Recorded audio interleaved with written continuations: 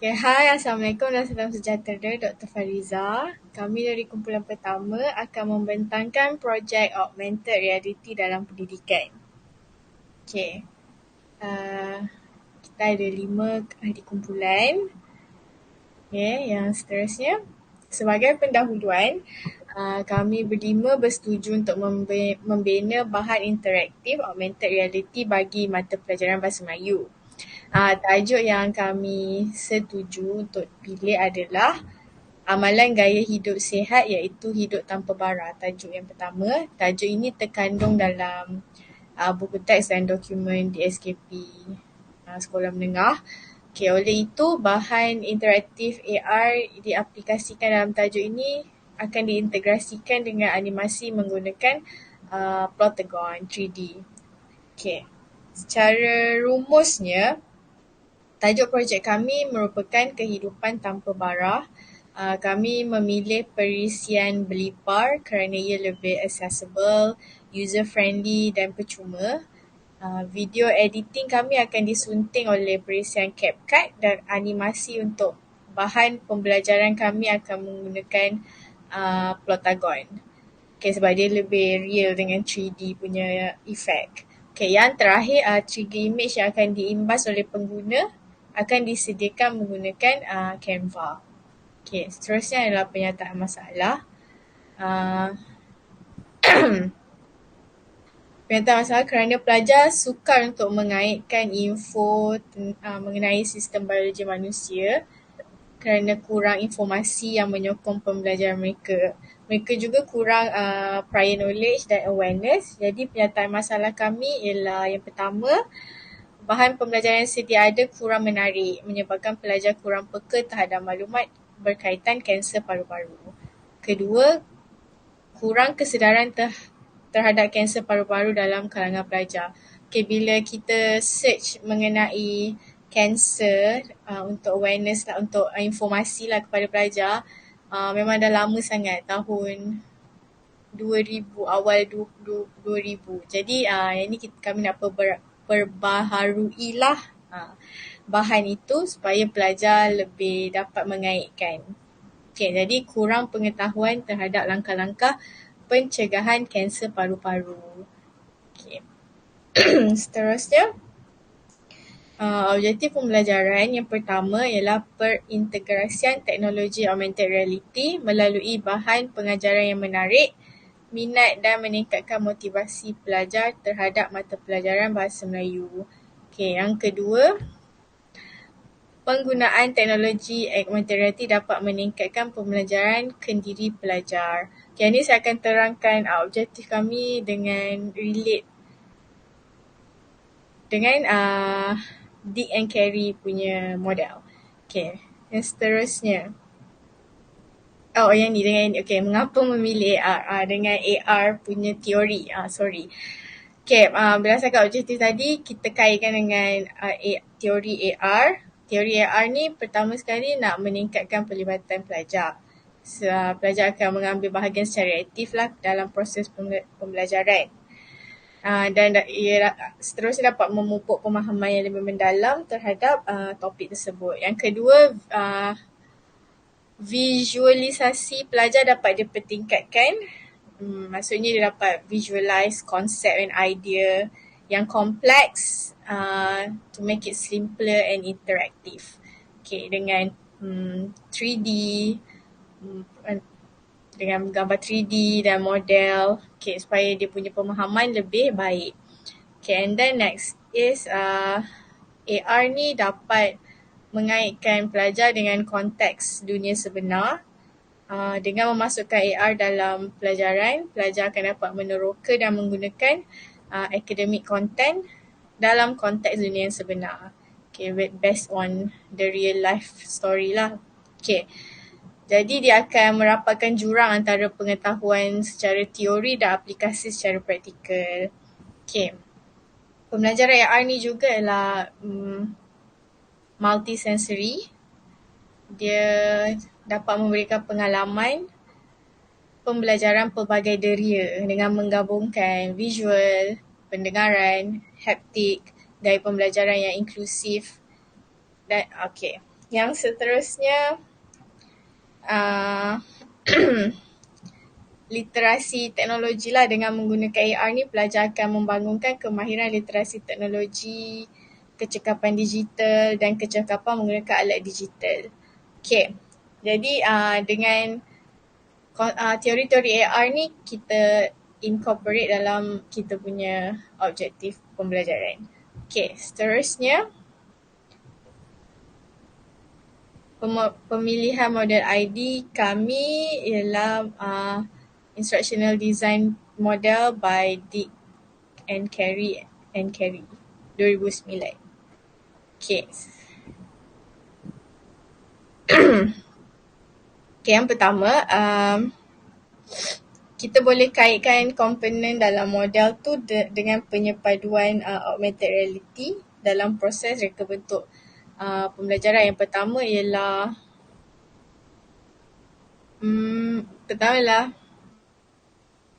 sistem penyampaian pengajaran sama ada dari arahan cetakan kepada multimedia digital yang kompleks untuk penghantaran jarak jauh melalui web. Okay, berdasarkan kajian-kajian lepas oleh Friedman dan Schneider 2018, mereka telah menyediakan orientasi sistematik yang menstruktur pembelajaran untuk semua peringkat proses menggunakan model Dick and Carey. Okay, yang kedua pula dari Cheng 2006. Berdasarkan kajian beliau menyatakan bahawa model ini sesuai untuk pelbagai sistem penyampaian pengajaran sama ada dari arahan cetakan kepada multimedia digital yang kompleks untuk jarak jauh melalui web. Okay. Seterusnya kajian daripada Fauzi Bakri 2019. Beliau menyatakan bahawa beliau telah menjalankan kebolehan penggunaan produk menggunakan model Dick and Carey, iaitu jadi beliau mengatakan model Dick and Carey itu bukan langkah pertama. Kejap. Fauzi Bakri menyatakan bahawa Fauzi Bakri 2019 menjalankan kajian mengenai kebolehan produk menggunakan model Dick and Carey, iaitu langkah pertama ke langkah ke-9 dalam pembinaan modul fizik berdasarkan augmented reality. Okay, seterusnya kajian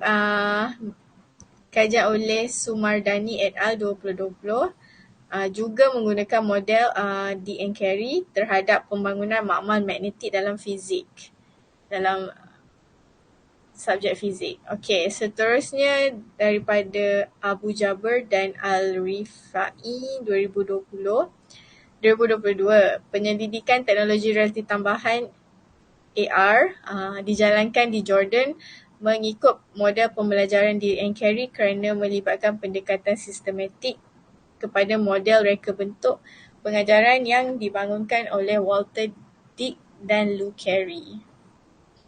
Okay, ini kita quote daripada Abu Jabar dan Al-Rifai lah. Jadi kajian-kajian lepas telah menggunakan model Dick and Carey ni dan telah pun mendapat hasil dan dapatan. Okay, jadi seterusnya teori kognitif oleh John Piaget. Dia ada empat. Okay, yang pertama ialah John Piaget menekankan constructivism yang menunjukkan bahawa individu secara aktif dapat membina pengetahuan mereka melalui interaksi dengan persekitaran. Okay, jadi pelajar boleh menerima, memproses dan memanipulasi maklumat. Jadi dengan menggunakan elemen AR, pelajar boleh membina pemahaman mereka tentang konsep dan membuat perkaitan dan membangunkan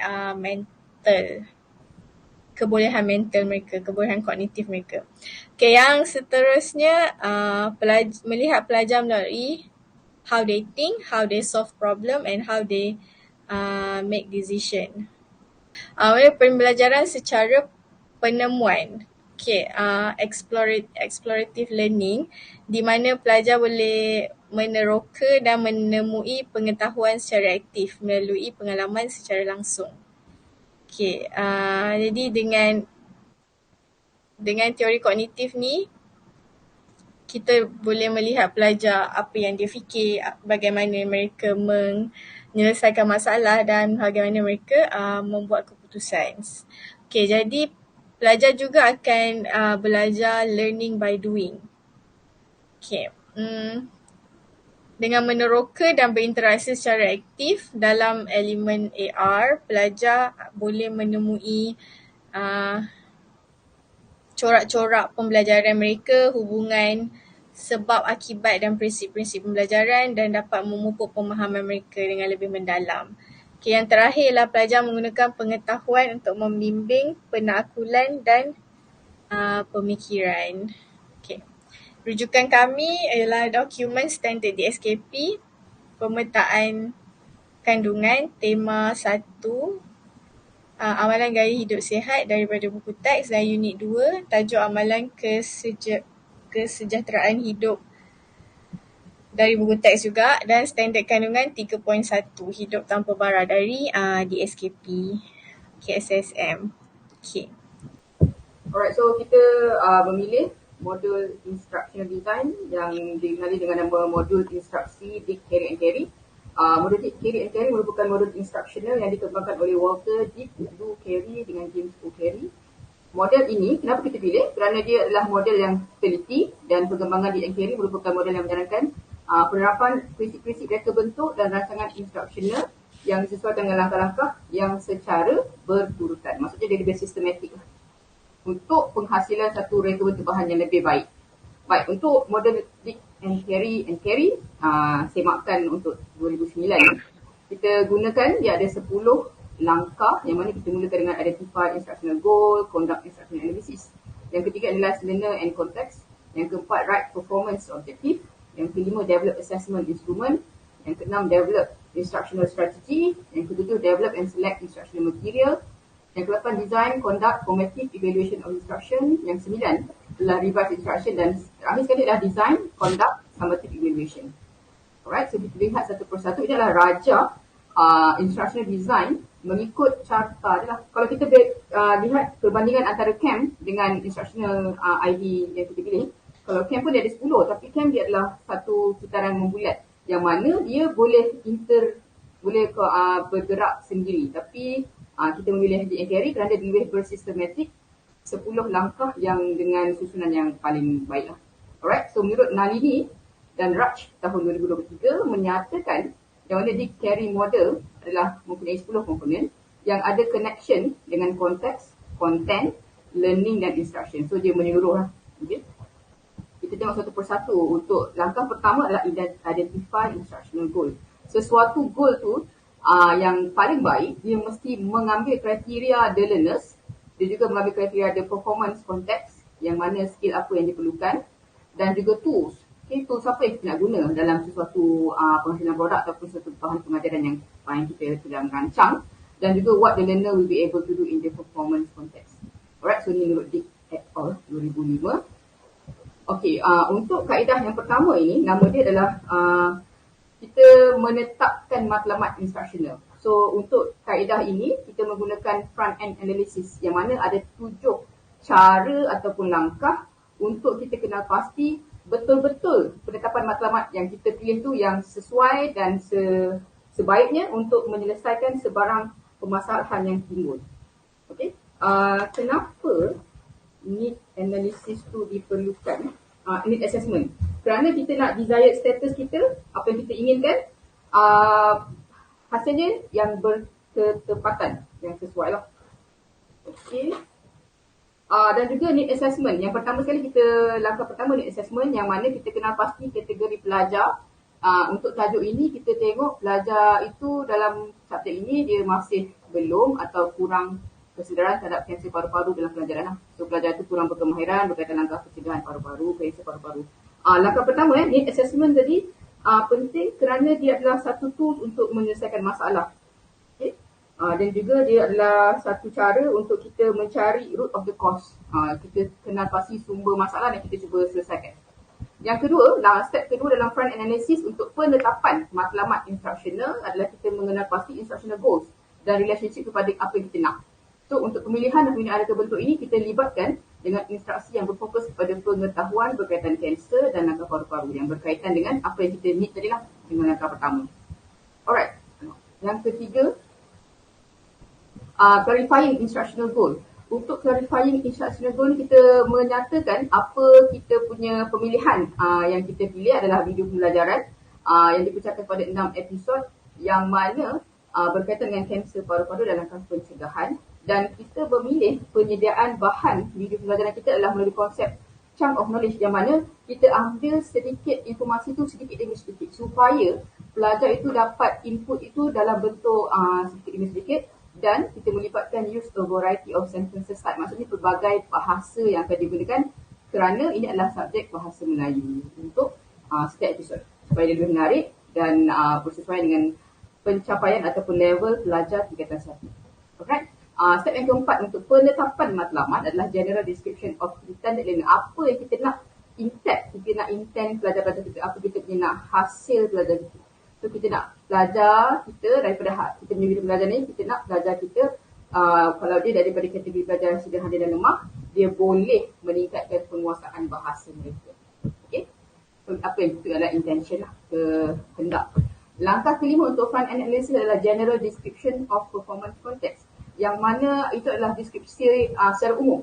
Okay. Secara umum pelajar itu akan dapat tahu apakah kanser paru-paru dan apakah langkah pencegahan.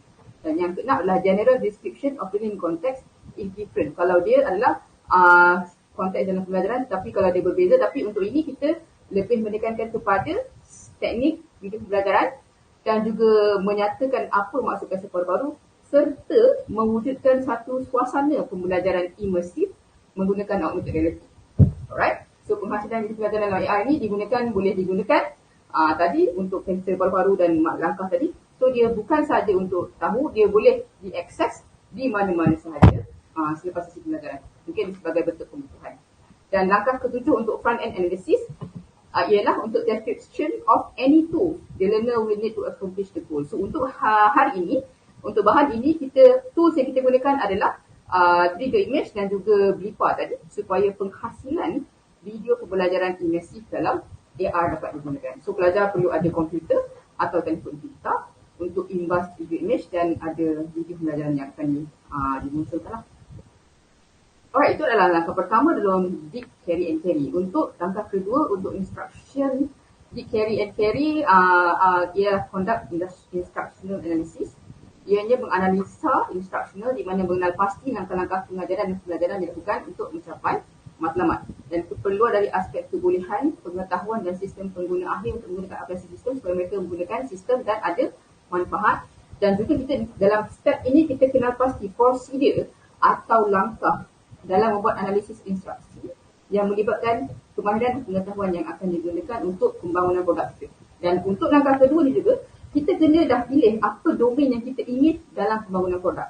So untuk tajuk AR bahasa Melayu, kita dah sama-sama berbincang untuk memilih domain kognitif. Sebab ada banyak domain behavior boleh, domain kognitif, construct boleh. Tapi untuk kita hari ini, kita melibatkan domain kognitif yang melibatkan pengetahuan, dan perkembangan kemahiran intelek seperti berfikir, mengingat, menyelesaikan masalah dan mencipta. So untuk hari ini, kita tekan kepada domain pengetahuan dan juga dia boleh mengingatlah langkah-langkah yang ada untuk pencegahan tadi. Dan untuk domain ataupun daripada Bloom's Taxonomy of Learning Outcome, kita ada beberapa step Bloom's yang kita ingin kecapi. Tetapi untuk modul yang kita bangunkan, iaitu AR Bahasa Melayu tingkatan 1, so kita hanya berfokuskan untuk domain kognitif pengetahuan sahaja. Dan juga untuk Garnier Types of Learning yang kita lebih emphasizekan adalah lebih pada visual learning, visual information skill. Maksudnya pelajar tu mendapat kemahiran visual lah. Okay? Kenapa kat sini penting? Sebab nanti bila later on, langkah-langkah seterusnya, ini adalah 2 kriteria yang dipilih untuk kita tetapkan untuk step seterusnya dalam DNK. Right. Okay, so ini adalah goal analysis. Sekiranya kita pilih verbal information skill, ini adalah goal analysis yang kita perincikan sebanyak 7 step Dan untuk Dick and Carey, dia lebih kepada menulis atau membuat carta alih. Carta alih untuk ini berdasarkan pada type of learning. So untuk kita pilih tadi, type of learning kita adalah verbal information ataupun informasi verbal. So kita pecahkan secara detail satu persatu episod yang kita buat dengan intended, apa yang kita nak ada intention untuk hasil akhir pelajar kita. Okay, so boleh tengok sama-sama. Yang satu ni yang mengetahui keadaan sakit dada, yang kedua keadaan semasa. Ini semua adalah penerangan tentang episod yang akan datang. So nanti dalam storyboard akan dijelaskan lebih detail. Alright, yang ketiga untuk instruksi Dick, Harry and Carey adalah menganalyze learner and context. Analyze learner ni lebih kepada mengenal pasti ataupun menganalisis pengguna ataupun pelajar kita. Okay. Alright, so kita pergi detail. Untuk menganalisis learner, analyze learner, kita boleh membuat satu soal sidik 10 atau 15 untuk kenal pasti adakah pelajar itu betul-betul memerlukan produk itu untuk menghasilkan pengajaran lebih baik. Okay, so analisis keperluan bahan ataupun analisis pengetahuan sedia ada pelajar terhadap sebarang masalah terhadap subjek. Yang kedua adalah kriteria dia, kita juga memilih skill prior to instruction. Apakah skill yang diperlukan untuk instruksi ini? So untuk kemahiran belajar menggunakan AR ini, pelajar perlu ada kemahiran memuat naik ataupun install default dan menggunakan 3D image tadi. Dan untuk prior knowledge of the topic area itself, maksudnya pengetahuan sedia ada dalam pembelajaran. Dalam mata pelajaran bahasa Melayu tadi, pengetahuan sedia ada yang pelajar ini telah ada adalah tajuk berkaitan amalan gaya hidup sihat dan juga dia telah mempelajari sihat merubah diri. So ini adalah dalam topik pembelajaran tingkatan 1. Alright. So untuk kriteria seterusnya adalah attitude towards content and potential delivery. Apakah tingkah laku yang kita jangkakan selepas belajar tu dapat menonton. So dia dapat tahu langkah-langkah pencegahan kanser. Dan juga kita intended untuk learner kita ada academic motivation, yang mana jangkaan selepas dia menggunakan AR dengan pengalaman imersif, dia dapat ada sedikit peningkatan motivasi diharapkan dalam subjek bahasa Melayu. Dan seterusnya adalah kriteria untuk menentukan suasana pembelajaran yang kondusif. So untuk pembelajaran ini, bila dia guna handphone, dia guna tablet, kita berkehendakkan dia, kita berimpikan pelajar itu melibatkan suasana sebenar dan juga pembelajaran sendiri. Yang mana dia trigger image sendiri, dia project sendiri video yang dapat dimunculkan daripada video pembelajaran AR. Alright. Yang keempat dalam Dick, Harry and Carey adalah right performance objective ataupun dia membuat penetapan objektif yang mana di akhir pengajaran melibatkan penggunaan AR berdasarkan suasana dan peralatan pembelajaran yang diperlukan dengan sasaran dicapai. Untuk menulis pernyataan objektif ni kita mengenal pasti ada ABCD ataupun a performance objective is a description of what the learner will be able to do by the end of the unit of instruction. Menurut Dick et al, performance objective adalah satu deskripsi lah yang kita dapat lihat ataupun kita inginkan kepada kita pelajar kita selepas selesai sesi pengajaran. Untuk ini kita mengenal pasti ABCD pernyataan objektif melalui ABCD yang mana di akhir pelajaran audiens kita adalah pelajar tingkatan 1 menjalani pembelajaran sendiri aktif, itu adalah behavior, melibatkan penggunaan audio, visual, text yang besar adalah video dan pembelajaran imersif AR, itu adalah condition, dan menyatakan apakah kanser paru-paru dikenal kanser, itu adalah DP. Okey, sedikit informasi tentang apa itu ABCD sebenarnya. ABCD ini datang daripada Meagher Small System menyatakan a good set of learning objectives could be offered based on approach, which is termed as ABCD. So ABCD ni lebih pada A itu adalah lebih kepada penekanan fokus utama, itu adalah audiens kita, sasaran pelajar. Dan pembelajaran kita adalah kita berkehendakkan adalah pembelajaran secara aktif. Untuk B adalah behavior, mana pelajar itu apa yang pelajar lakukan selepas sesi pembelajaran, kita nak tahu dia boleh define ataupun boleh categorize ataupun boleh demonstrate pengajaran tadi. Okay? Dan juga behavior juga boleh mengenal pasti kriteria sikap yang kita tonjolkan selepas pelaksanaan produk. Okay? Pusatkan pelajar. Alright. Seterusnya, condition. Apa maksud condition? Sebenarnya condition adalah dalam kes ini kita nak tengok apa kondisi pelajar yang gunakan kita punya tools, iaitu audio, visual dan teks yang sesuaian. Dan degree adalah hasil akhir, learning objective, learning outcome, penghasilan pelajar adalah kita nak tahu degree dia berapa yang dia boleh capai, berapa langkah yang boleh dapat. Kita nak pastilah at the end of the day, selesainya akhirnya pembelajaran ini dia dapat 3 langkah pencegahan kanser paru-paru. Okay, itu adalah kriteria ataupun degree of knowledge. So kita telah terangkan dalam A, B, C, D tadi. Alright. Seterusnya adalah langkah kelima untuk modul instruksi dict and carry. 5 adalah develop assessment instrument. Untuk step yang kelima, objektif prestasi kita dikaji untuk membangunkan instrumen penilaian yang selaras dengan objektif. Dekat sini kita membina saja mengapa development assessment berlaku, untuk memastikan objektif akhir tadi sesuai dengan penilaian yang kita pilih. Okay, so the test item must correspond one to one with the performance objective. So dia mesti connect lah dengan objektif yang kita dah pilih. Alright, so tadi kita dah tengok pelajar tadi mesti boleh define, kan? Ataupun pelajar tadi mesti kita nak dapat behavior dia adalah dia boleh define atau dia boleh identify. So untuk jenis behavior yang kita nak dia boleh define dengan dia boleh identify, so bentuk-bentuk test item yang boleh dipilih adalah yang dalam bentuk pangkah ni lah. Kalau dia boleh define langkah-langkah pencegahan kanser, so kita pilih bersama-sama. Soalan yang sesuai adalah soalan multiple choice question. Sebab itulah kita berdasarkan jadual tadi, kita soalan objektif multiple choice question akan dipilih, yang mana kita akan adakan satu soalan quiz MCQ yang dipilih berdasarkan pemilihan behavior yang kita telah nyatakan tadi, yang melibatkan pelajar boleh define ataupun pelajar dia menerangkan langkah-langkah, menyatakan langkah-langkah mengelakkan kanser. Satu lagi kriteria kenapa kita pilih MCQ adalah untuk jimatkan masa dan mendapatkan respon jawapan yang pantas. So, semua ini akan dimuatkan dalam buku AR di akhir pengajaran. Penilaian kedua untuk pembangunan produk juga adalah lebih kepada kita nak ada satu orang penilaian instrumen yang mana kita nak minta pakar untuk menilai produk kita ni betul-betul tak fitting dengan subjek ataupun konten ataupun bahan bahasa Melayu. So ini adalah beberapa kriteria untuk kita bina instrumen penilaian. Okay, identify elements to be evaluated, paraphrase each element, sequencekan elemen dalam instrumen, select the type of judgment to be made by the evaluator, dan determine how the instrument will be scored. Right? Seterusnya, step yang keenam adalah develop instructional strategy. So ini adalah antara pecahan yang mana yang pertama kita pilih tema tadi dalam bahasa Melayu. Yang kedua, apakah komponen pelajaran melibatkan penjelmaan dunia maya ke realiti AR dan juga dunia imersif. Komponen yang kita pilih adalah apakah konsep baru dan juga apakah langkah pencegahan. Dan yang seterusnya adalah kita nak pilih pelajar tingkatan 1 tadi. Dan ini adalah beberapa media ataupun sistem penyampaian yang kita telah bincangkan dan kita telah persetujui, yang mana media image sebagai trigger, kita guna blipa dan kita guna video animasi, protagon, dan sistem penyampaian video tadi melibatkan letak tekstur dan melibatkan visual, audio dan garas bahasa yang sesuai lah untuk pelajar tingkatan 1. Alright, tadi kita dah bagi tahu domain yang kita pilih adalah domain kognitif.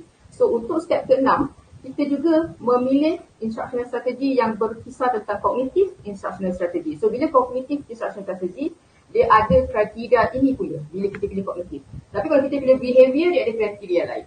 So untuk kita punya tajuk hari ini, kita bersama-sama bersetuju memilih kognitif instructional strategy, yang mana apabila kita sequence and cluster objektif, so kita telah kenal pasti tadi, objektif kita adalah mengetahui kanser paru-paru dan pencegahan. Yang kedua, kita memilih pre-instructional assessment dan follow through activities for unit with notes about student grouping and media selection. So dekat sini kita dah menyediakan penilaian tadi untuk menepati objektif yang kita nak, dan juga penyediaan aktiviti video yang kita sesuaikan dalam bentuk 6 episod tadi.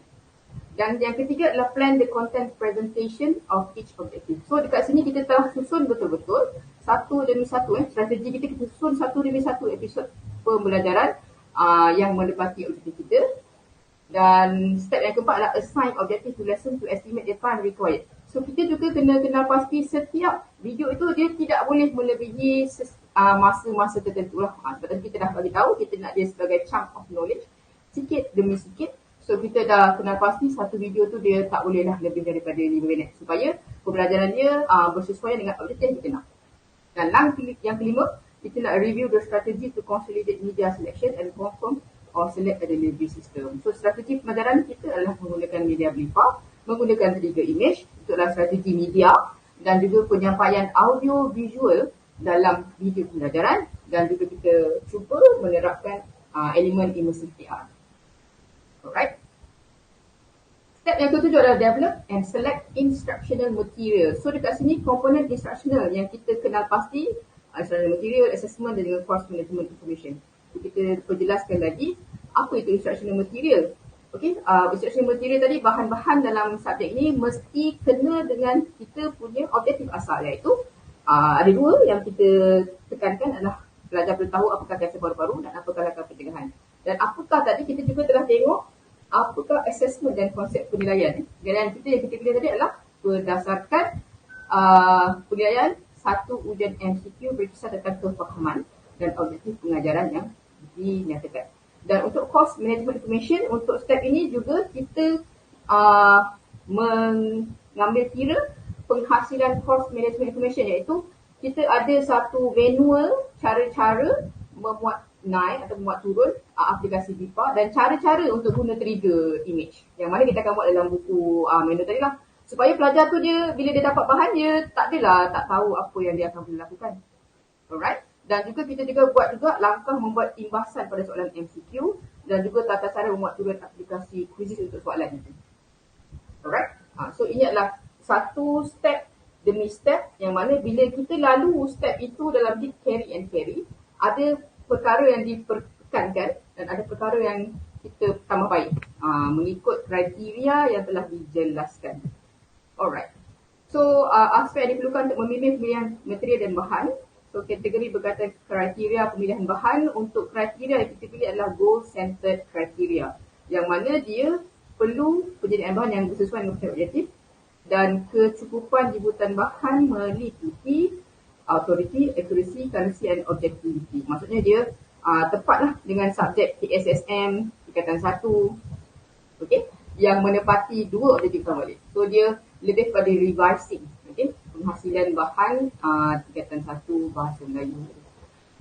Untuk kriteria yang diperlukan untuk pemilihan material dan bahan pula, kita menggunakan technical kriteria untuk evaluating material. Apabila kita dah bangunkan bahan, semestinya bahan AR kita tu kita ingin dia juga dinilai. Okay? Adakah delivery system tu format dia sesuai? Adakah packaging dia sesuai? So tapi untuk kita tak packaging lah, yang ni adalah produk AR daripada buku kita. Adakah dia sesuai dengan graphic design? Adakah warna yang disesuaikan dalam buku AR tu sesuai? Adakah durability, legibility, adakah audio visual dia sesuai dengan pelajar tingkatan 1?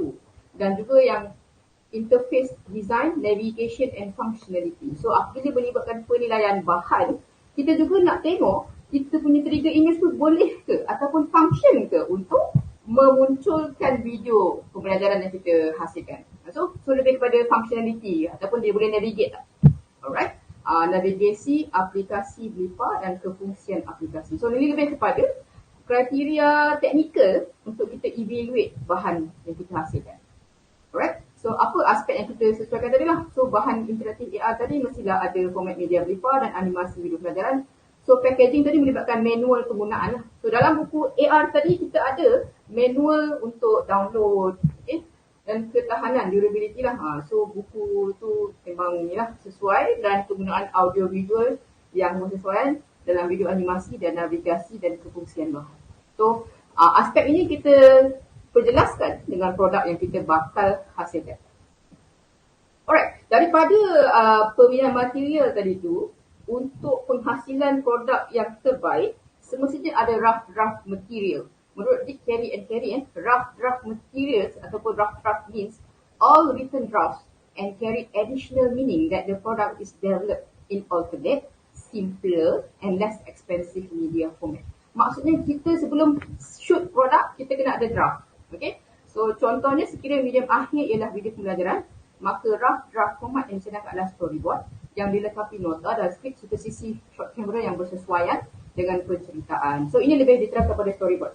So untuk penghasilan produk video tadi, mesti ada satu storyboard yang betul-betul membimbing penghasilan tadi. So masa nak sediakan satu produk, kita kena ada planning lah. So planning yang kita pilih pada ketika video pembelajaran, kita ada draft storyboard. Alright. Seterusnya, hasil persediaan awal dalam penyediaan media bahan pembelajaran digunakan adalah meliputi, kita dah pilih tadi teori kognitif, yang disesuaikan dalam penghasilan video animasi, melibatkan platform pembangunan AR, platform scripting yang kita akan hasilkan, dan juga mesti ada animasi audio visual lah dalam video pembelajaran kita. Seterusnya kita punya kriteria dalam Blipa, semestinya dalam versi terkini, dan trigger image untuk setiap episod yang disesuaikan dengan saiz buku AR kita. So buku AR kita telah plan dengan rancang dengan saiz tertentu supaya kita capture the trigger image dalam penghasilan interface yang paling baik. Saiz tu pun memainkan peranan saiz buku AR tadi. Dan juga untuk protagon apps yang kita akan libatkan dalam proses penghasilan video dalam computer mode lah. Okay? Dan dalam mestilah video tadi mempunyai unsur audio visual.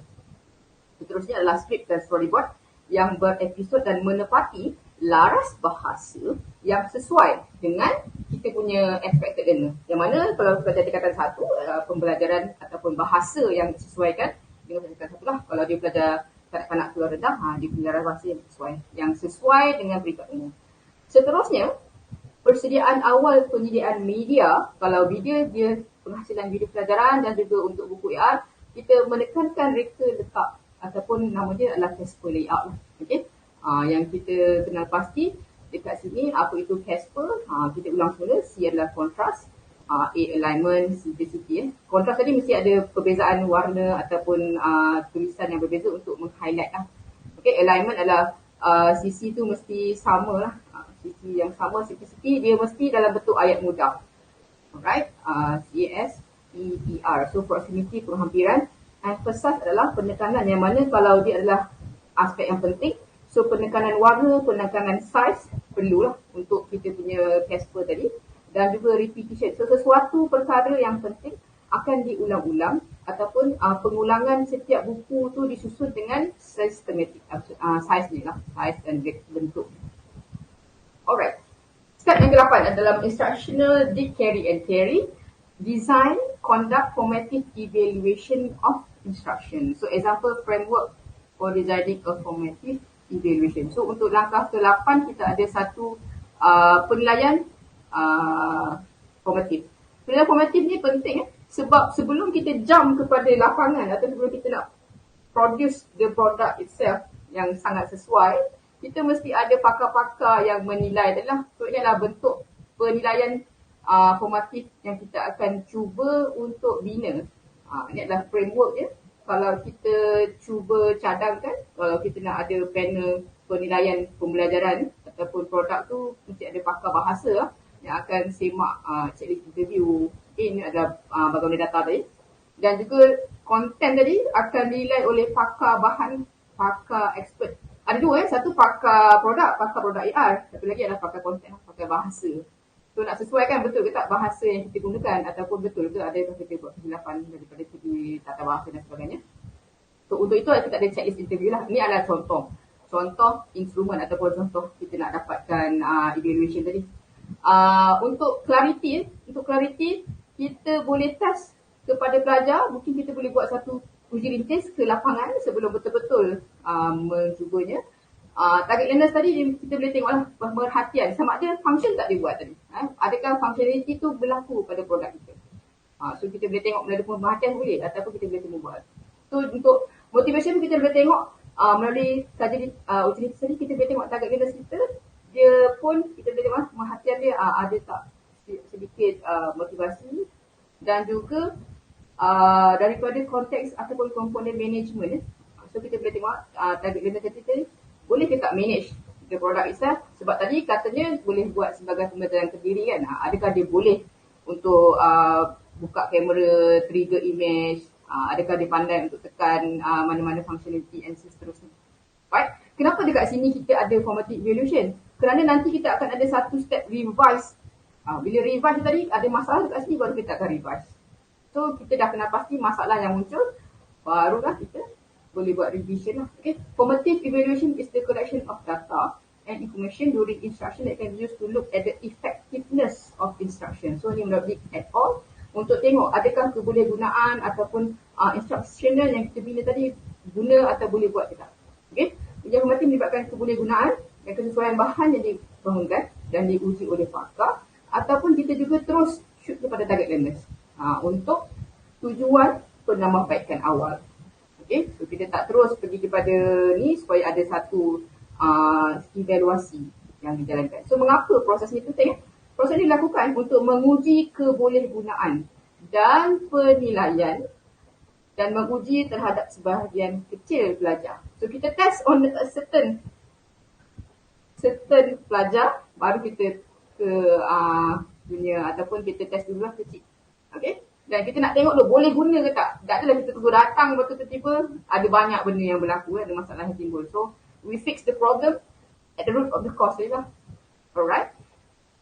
Dan juga untuk proses formative evaluation ni kita ada 3 kriteria yang kita bimbing kita lah. Yang mana clarity, adakah message tadi sampai ke tak? Sebab kita tadi tujuan pertama nak langkah pencegahan kan. So adakah betul-betul pelajar tu tahu langkah pencegahan tu? Jelas tak message kita? Ataupun sebenarnya dia excited je dengan perkara lain. Okay? Dan kita juga nak tengok impak pembelajaran. Adakah impak penerangan terhadap produk? Adakah manual kita tadi membantu dia nak download LIPA? Ataupun adakah impak tingkah laku? Adakah dia bagus ataupun dia faham? Ataupun kita nampak lah dia dapat define. Tadi define langkah kan? Dan juga adakah target learner kita dapat objektif yang kita inginkan? So inilah kesan impact. Dan kesan ketiga ataupun kriteria ketiga adalah kriteria yang agak penting, iaitu feasibility. Yang mana boleh guna ke tak kan? So dah hasilkan buku AR, dah hasilkan video pembelajaran. Adakah buku tadi boleh kita functionkan 3D image, betul-betul boleh keluarkan video pembelajaran yang kita inginkan? Ataupun dia pusing dia dekat situ kan, dia tak sampai lah. Okay, so dekat situ kita nak tengok kebolehgunaan dalam manual penggunaan tadi, sama ada nak boleh download LIPA ataupun kebolehgunaan kita punya produk tadi. So episod 1 memang keluar video pembelajaran 1, episod 2 memang keluar video pembelajaran 2, ataupun dia sesuai ataupun tidak lah dengan masa yang kita bekalkan. Alright, so langkah ke-9. Sebab tu tadi, bila sebelum terjun ke betul-betul pembangunan produk, kita ada uji rintis, kita ada penilaian dengan evaluator tadi. Sebab apa? Di sinilah langkah DM theory yang agak penting sebenarnya. Bila ada masalah berlaku, kita boleh revise instruction. Alright, the concept of manipulation tadi, that is collecting the data to identify problem and to revise instructional material. So bila dah ada problem dekat tengah-tengah jalan, so we fix the problem at that particular and pada masa tu lah.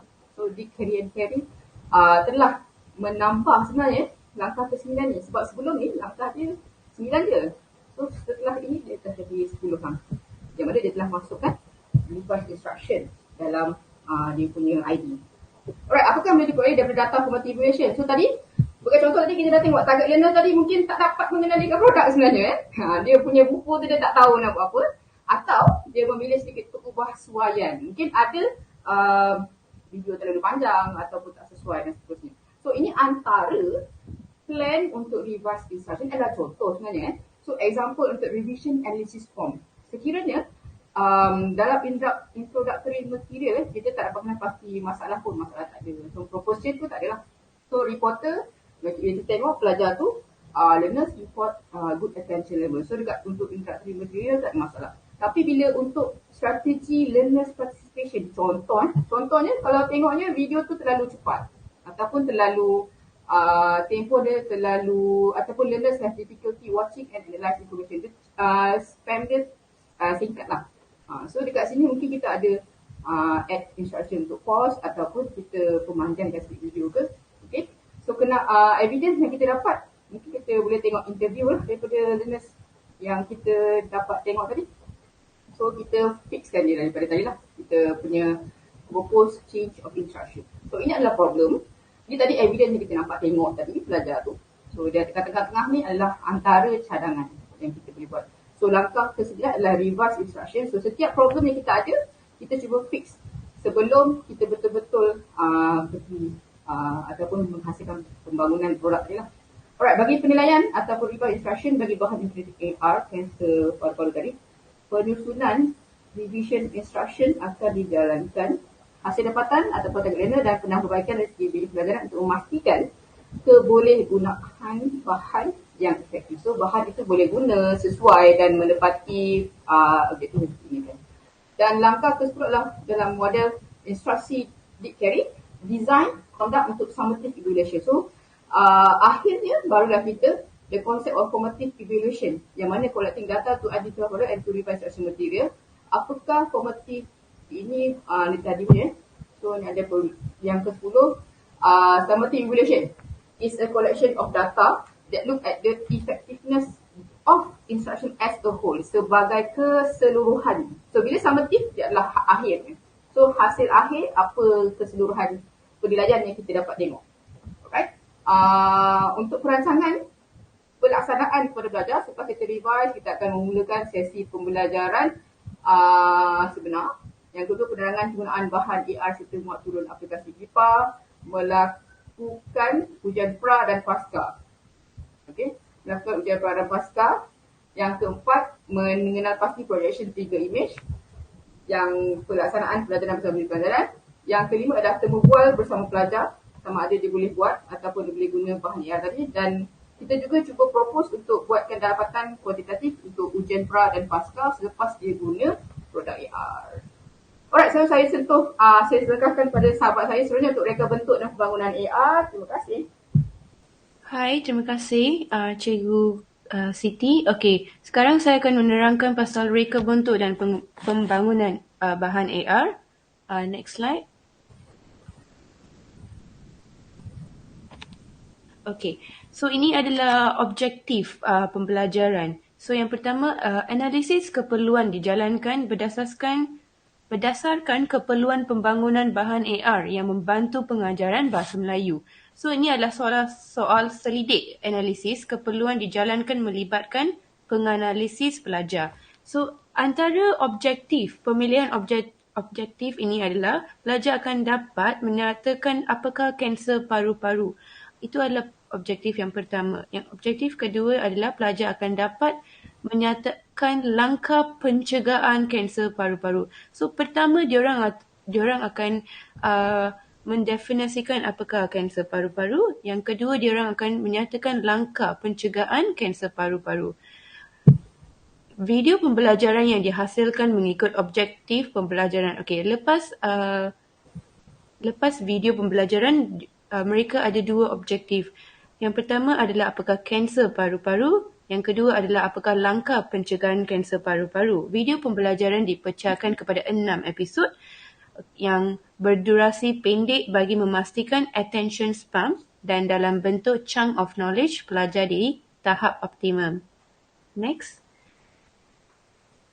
Okey, ini adalah yang pertama adalah Casper. Okey, pembangunan animasi. Penghasilan video animasi Plotagon dengan menepati reka letak Casper. Yang kedua adalah durasi video. Durasi video pembelajaran dalam bentuk chunk of knowledge dengan durasi sedikit-sedikit.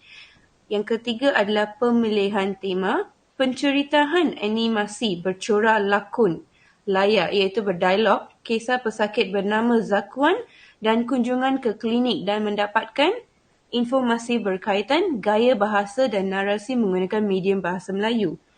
Pembangunan bahan AR, penghasilan trigger image yang menepati kriteria color blending bagi aplikasi BIPA. Yang kelima adalah durasi bahan AR yang membuat immersive projection video yang diimbas.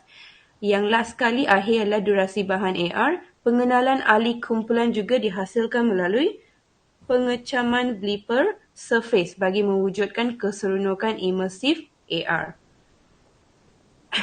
Bismillahirrahmanirrahim. Saya akan teruskan dengan video animasi yang terkandung dalam buku interaktif AR Kanser Paru-Paru bagi kumpulan kami. Untuk episod animasi ini terdapat 6 episod yang merangkumi pelbagai tajuk lah.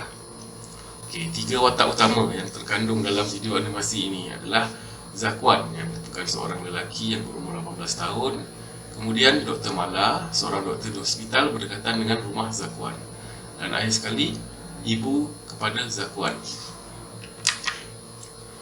Okay, Kalau kita tengok kat sini, ini merupakan episod 1, iaitu berkaitan dengan sakit dada dan batuk. Kalau tengok kat scene 1 tu, Zakuan batuk dan sakit dada. Kemudian Zakuan keluar untuk bertemu ibu dia dan mengadu berkaitan dengan keadaan kondisi kesihatan dia yang sakit dada dan batuk itu. Jadi mak Zakuan mencadangkan supaya Zakuan pergi ke klinik untuk bertemu dengan doktor. Seterusnya, episod 2 yang bertajuk bertemu doktor, latar tempat di hospital. Yang tadi tu episod 1 latar tempat dia di rumah Zakuan lah. Zakuan duduk bersama ibunya. Apabila Zakuan sampai di hospital, Zakuan menunggu giliran, dan seterusnya apabila giliran Zakuan dipanggil, Zakuan menanyakan berkaitan dengan keadaan sakit dada yang dia alami dan batuk kepada Dr. Mala. Kemudian Dr. Mala melakukan pemeriksaan dan menanyakan tentang apa yang Zakuan alami sejak kebelakangan ini. Zakuan menceritakanlah bahawa dia batuk, dia ada rasa sakit dada sedikit, dan dia risau dia kena barah paru-paru atau kanser paru-paru sebab dia ada keturunan pengidap kanser paru-paru. Dan kemudian Zakuan juga meminta Dr. Mala untuk menerangkan sedikit tentang kanser paru-paru. Untuk episod ketiga adalah berkaitan dengan pengenalan kanser paru-paru.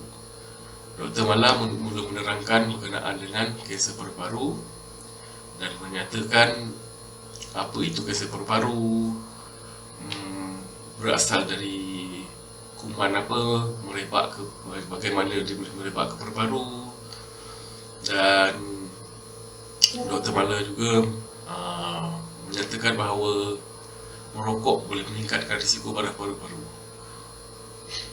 Dr. Mala juga memaklumkan bahawa sekitar 15 hingga 25% penyakit kanser paru-paru adalah disebabkan oleh asap rokok. Kemudian episod ketiga ni agak panjang sedikit sebab dia ada menerangkan tentang bagaimana kanser paru-paru itu merebak, seperti pencemaran udara,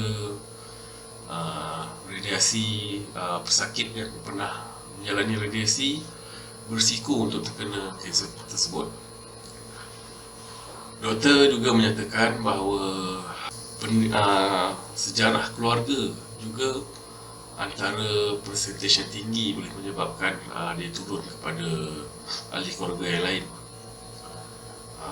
Kiranya meningkat risiko dia untuk mengidap penyakit kanser paru-paru ini. Zakuan mendengar penerangan doktor dan mengucapkan terima kasih atas penerangan. Kemudian Zakuan pula meminta untuk Dr. Mala menerangkan berkaitan dengan simptom-simptom utama kanser paru-paru yang akan diceritakan dalam episod keempat. Kalau kita tengok kat sini, ada beberapa lah simptom utama yang Dr. Mala terangkan, dan video ini akan dimasukkan juga dengan contoh-contoh gambar seperti yang kita boleh lihat dalam storyboard ni. Antaranya hilang selera makan, hilang berat badan, perubahan batuk yang dialami, seperti batuknya sebelum ni tak berapa kuat, kemudian makin kuat. Seterusnya untuk episod kelima, iaitu Dr. Mala ada menerangkan juga langkah-langkah pencegahan kanser paru-paru. Antara pencegahannya adalah tidak merokok lah, kurangkan merokok, tidak merokok, mengamalkan gaya hidup sihat, kurangkan pencemaran udara, dan paling penting adalah bagi saya adalah vaksin anak-anak anda untuk mengelakkan penyakit. Ada beberapa langkah lagi lah ya. Okey, dan akhir sekali untuk episod 5 tadi, Dr. Mala menyatakan Zakuan akan diperiksa dia ambil sampel darah dan macam-macam lagi ujian yang akan diambil. Kemudian dalam 2-3 hari atau beberapa hari, Dr. Mala, pihak hospital akan maklumkan kepada pihak Zakuan sama ada positif ataupun negatif kanser paru-paru Zakuan, sebab Zakuan memang risaulah terhadap tahap kesihatan dia sekarang. Okey, selang beberapa hari kemudian Zakuan telah menerima panggilan telefon daripada pihak hospital, dan pihak hospital memaklumkan bahawa Zakuan negatif untuk kanser paru-paru ni lah. Keputusannya negatif. Pihak hospital juga memaklumkan bahawa batuk berdarah yang dialaminya adalah disebabkan jangkitan paru-paru. Akhir sekali mereka menzahirkan rasa syukur dan gembira, dan Zakuan pun merasa lega lah. Okay. Itu sajalah pembentangan daripada saya. Akhir sekali saya simpulkan bahawa episod yang ada dalam animasi ini adalah semua berkaitan dengan kanser paru-paru.